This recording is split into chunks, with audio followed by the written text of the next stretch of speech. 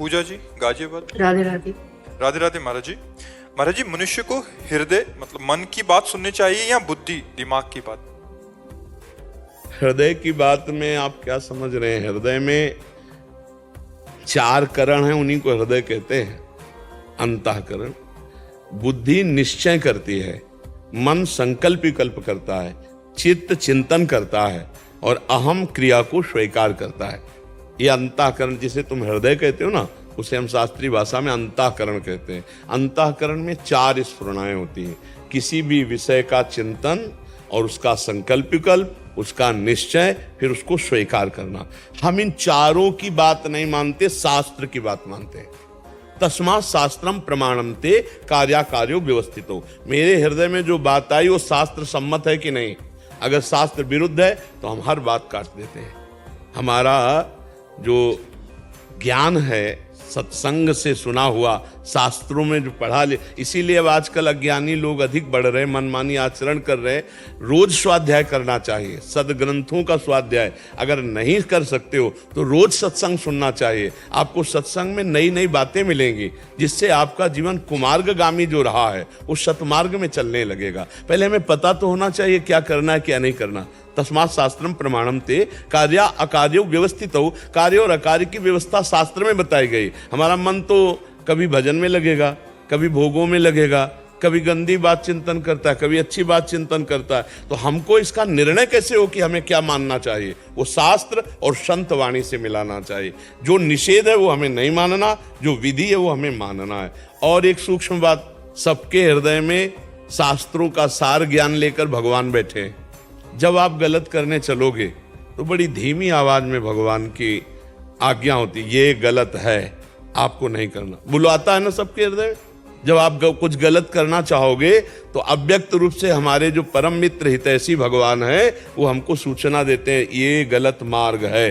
पर हम उनकी अवहेलना कर देते हैं और मन की बात मान करके चल देते हैं। तो हमें चाहिए कोई भी स्फुरणा हो वो तब तक हम न करें जब तक ठीक निर्णय ना हो जाए कि ये क्रिया सही है कि गलत है। अगर वो गलत है तो लाख बार मन हमको कहे हमें नहीं करना चाहिए।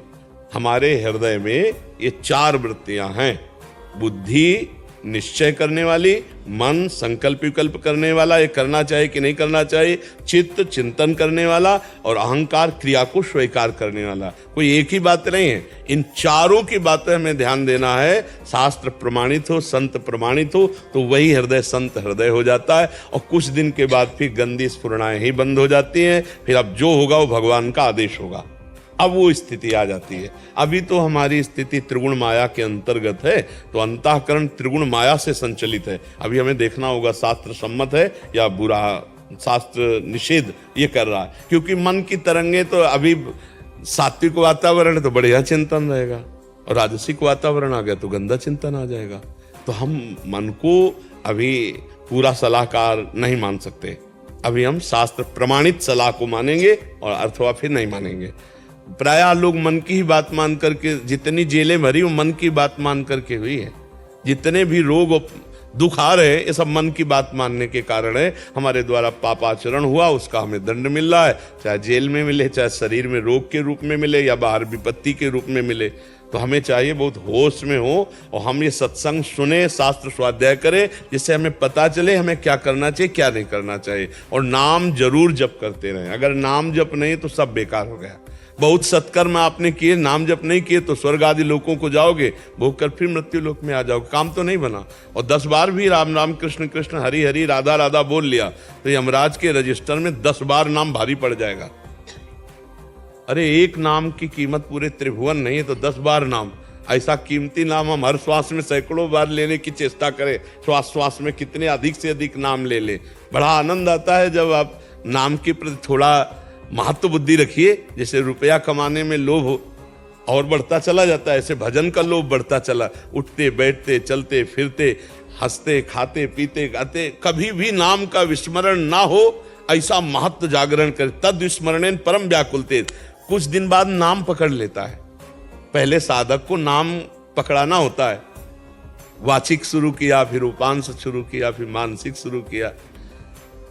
जब नाम श्वास 2 बिलक चलत हैं तो इनको भेद न मोको भावे। श्वासा ही नाम, नाम ही श्वासा, नाम श्वास को भेद मिटावे, रोम रोम जब रग रग बोले तब कुछ स्वाद नाम को पावे। पहले हम नाम का निरंतर अभ्यास करें तो नाम के अभ्यास से सब कुछ ठीक हो जाएगा। हमारे हर प्रश्न का उत्तर नाम है। बड़े बड़े महापुरुषों के और शास्त्रों के और स्वयं जीवन की अनुभूति का विषय, बस नाम पकड़ लो, सब समस्याओं का समाधान नाम, सब प्राप्ति हो जाएगी लोक परलोक की। भगवान इससे बढ़कर क्या होगा? सुमिर पवन सुत पावन नामू, अपने बस करी राखे रामू, अपने बस करी राखे रामू। नाम जापक ने नामी को अधीन कर लिया। अब इससे बढ़कर क्या हो सकता है फल? इससे बढ़कर फल क्या हो सकता है? सुमिर पवन सुत पावन नामू, अपने बस करी राखे रामू। हम ऐसे महामहिम नाम का निरंतर जप करें और आचरण संभाल के करें। संत सम्मत, शास्त्र सम्मत अगर हमारे आचरण हुए और नाम जप चल रहा है तो कुछ ही समय में आप खुद देख लेना आपका जीवन कैसे परिवर्तित होता है। आज जो हमारी समाज काम क्रोध लोभ मोह मद के ज्यादा चक्कर में फंसकर गर्त में जा रही, उसका कारण है सत्संग ना सुनना, शास्त्र स्वाध्याय ना करना और नाम जप ना करना। उसी से कितनी कितनी गंदगी भरती चली जा रही है। अपने पूज्य जनों को पढ़े लिखे लोग अपमानित कर रहे हैं। जो विद्या विनय प्रदान करती है वही उद्दंडता में आ गई है।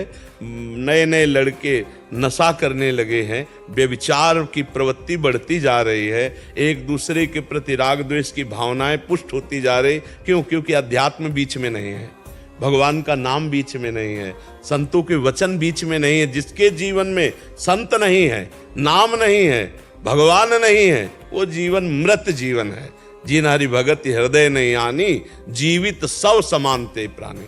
तो हमें लगता है कि हमें हृदय की बात जांचने के लिए संतवाणी, गुरुवाणी, शास्त्रवाणी इनका हम प्रमाण लें, तब हम हृदय की बात मानकर कार्य करें।